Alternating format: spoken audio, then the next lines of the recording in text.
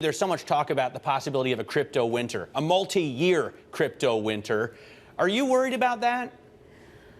I think the possibility is remote, just based on the continued acceleration we're seeing of adoption, skeptics now becoming proponents, the backdrop of the inflationary environment. I personally don't see it. That said, I run a publicly traded Bitcoin mining company, and so we need to prepare for all cycles. And one of the things that we've done to do that is to build a more diversified strategy.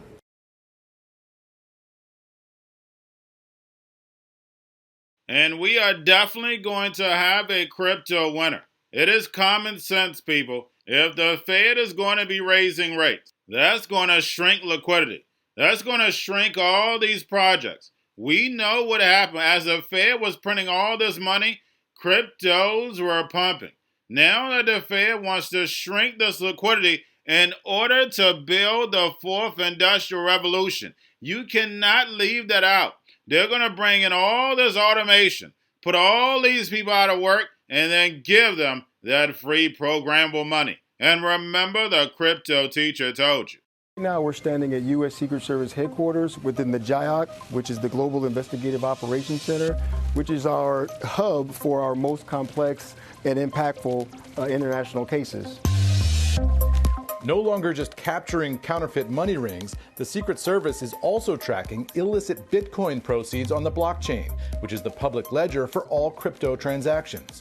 The Secret Service is now the primary agency investigating the illicit use of digital assets. David Smith is Assistant Director of the Office of Investigations. One of the guiding principles of the blockchain is that it was a public ledger that's shared, and everyone with a little bit of computing power has access to it, to include law enforcement. So the Secret Service isn't doing anything that wasn't the original intent of the blockchain. We're just using the same tracking and tracing mechanisms that were intended. So would you say that crypto is actually more traceable than good old-fashioned cash for a criminal? In many ways it is. So far, the numbers are staggering. The agency has seized more than $102 million worth of crypto in 254 cases.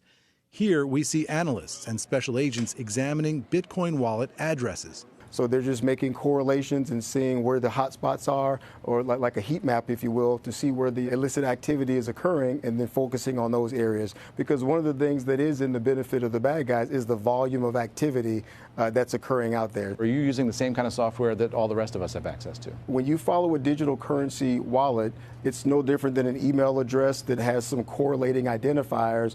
And once a person and another person make a transaction and that gets into the blockchain, we have the ability to follow that email address or wallet address, if you will, and trace it through the blockchain. Criminals frequently use techniques to obscure the digital money, something Smith compares to a house of mirrors. All of them exist exactly to keep law enforcement off of the bad guys' trail.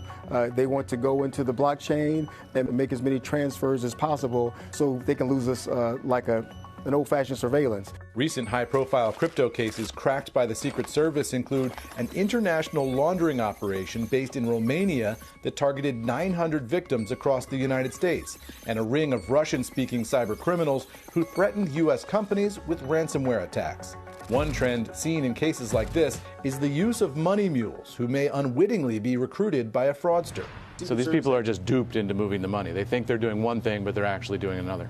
Correct. And sometimes it's just a matter of trying to make a quick buck. They don't have any criminal intent. And to protect their investments, crypto criminals regularly watch the market, and they convert Bitcoin into stable coins, which is pegged to an asset like a national currency. Because, you know, the criminals, hey, they're humans too. They want to avoid some of that market volatility associated with some of the major coins. Interesting that they're going after stable coins because they hate that volatility. I mean, it is like a roller coaster ride every day watching these prices fluctuate, and the criminals hate that too. The criminals hate that too because, keep in mind, they're dealing with other criminals, and some of these criminals may apply some consequences they don't want to deal with as well.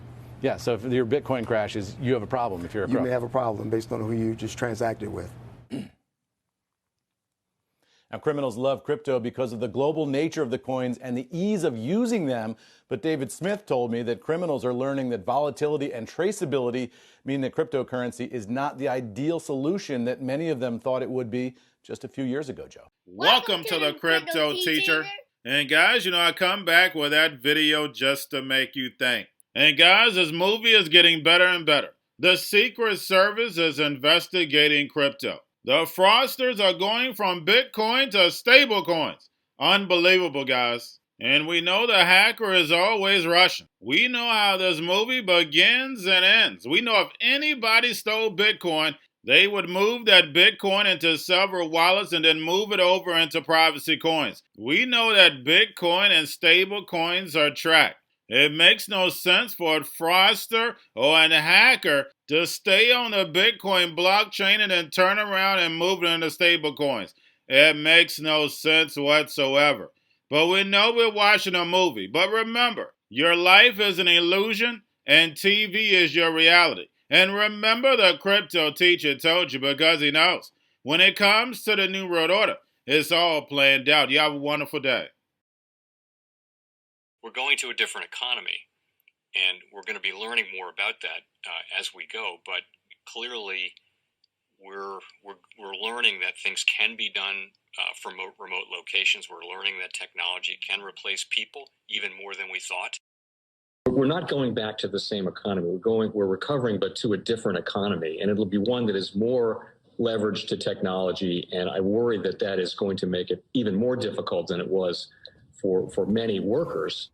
In Silicon Valley, and my friends who work in technology know that what we did to the manufacturing workers, we are now going to do to the retail workers, the call center workers, the fast food workers, the truck drivers, and then even bookkeepers, accountants, insurance agents, lawyers, and on through the economy.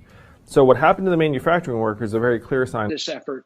And China has big plans for this. They intend to seed their digital yuan into the global environment by giving it away to visitors at next winter's Olympics. When they arrive at the airport, they're going to get yuan digital wallets. They're going to receive digital yuan. They're going to use it throughout their visits to Beijing, and then they're going to take it back to their home countries. They see this as a huge advantage. Why? Because who controls the underlying protocols, who controls the underlying standards of the future of money will control the future of money. The most powerful person in the world is the storyteller. The storyteller sets the vision, values, and agenda of an entire generation to come. Steve Jobs. And guys, I truly believe in this. When you look at the New World Order, they're the storytellers. And that's the reason why I wrote my New World Order book. But guys, now it's time to change the current generation. And I wrote 3 kids' books. I love the Trinity because I understand the power that's in it. So I have 3 books. We have an opportunity to change the generation, to educate, not just me, but I want to show you that I take action on a daily basis. And I want you to take action on a daily basis. Whether it's your job, whether it's in your community, we have an opportunity right now to educate the masses. I posted this on my Twitter account. Please share, but this is a short clip of the 3 books. There's going to be a clothing line and action figures. Please get these books for your kids, nephews, cousins, friends, so therefore we can start the re-education now. Because as we see, the 4th Industrial Revolution foundation is definitely here. Robots, algorithms, drones, taking humanity out the picture. We have to re-educate. But let's get into the video. Part 1. King Joshua and Drama Tam save the village. Part 2. King Joshua and Drama Tam save New York from COVID-33. Part 3. King Joshua and Drama Tam goes to China. It's mandatory to get part 1, part 2, and part 3 of this series. It's time to re-educate Generation Z.